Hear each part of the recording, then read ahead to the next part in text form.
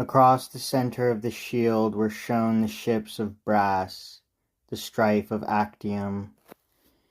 You might have seen all of Leucata's bay teeming with war's array, waves glittering with gold. On his high stern, Augustus Caesar is leading the Italians to battle, together with the Senate and the people, the household gods and great gods. His bright brows pour out a twin flame, and upon his head his father's Julian star is glittering.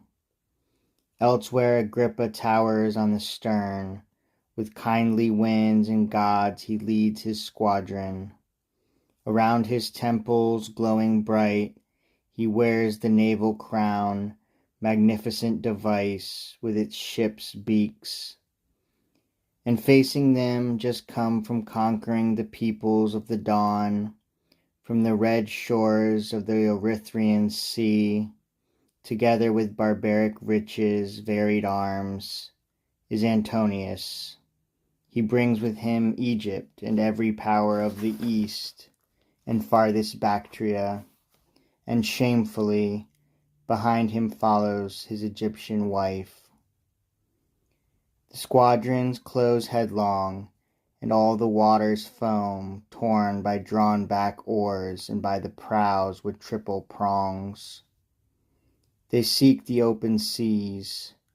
You could believe the Cyclades, uprooted, now swam upon the waters where steep mountains had clashed with mountains as the crewmen thrust in their great galleys at the towering sterns. Torches of hemp and flying darts of steel are flung by hand, and Neptune's fields are red with strange bloodshed.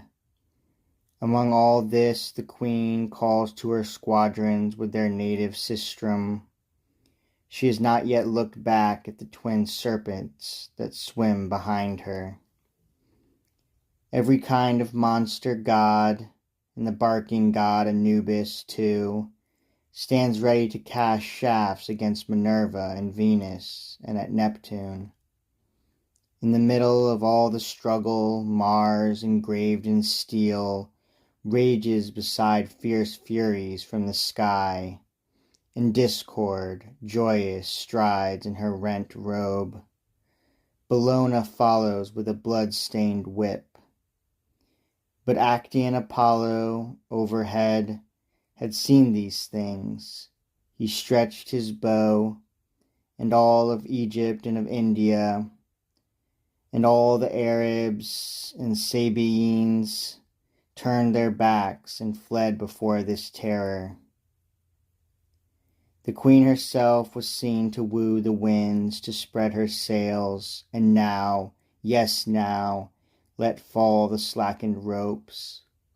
The Lord of Fire had fashioned her within the slaughter, driven on by wave and west wind, pale with approaching death. But facing this, he set the Nile, his giant body mourning, opening wide his folds and all his robes, inviting the defeated to his blue-gray breast and his sheltering streams. But entering the walls of Rome in triple triumph, Caesar was dedicating his immortal gift to the Italian gods, 300 shrines throughout the city, and the streets re-echoed with gladness, games, applause. In all the temples were bands of matrons, and in all were altars. And there before these altars slaughtered steers were scattered on the ground. Caesar himself is seated at bright Phoebus's snow-white porch, and he reviews the spoils of nations, and he fastens them upon the proud doorposts. The conquered nations march in long procession, as varied in their armor and their dress as in their languages. Here Mulciber had modeled nomad tribes and Africans, loose-robed, the Carians, the Leleges, Geloni armed with arrows.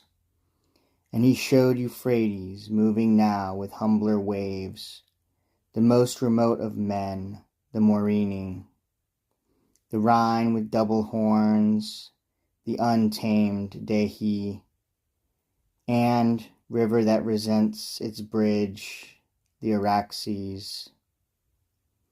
Aeneas marvels at his mother's gift, the scenes on Vulcan's shield, and he is glad for all these images, though he does not know what they mean.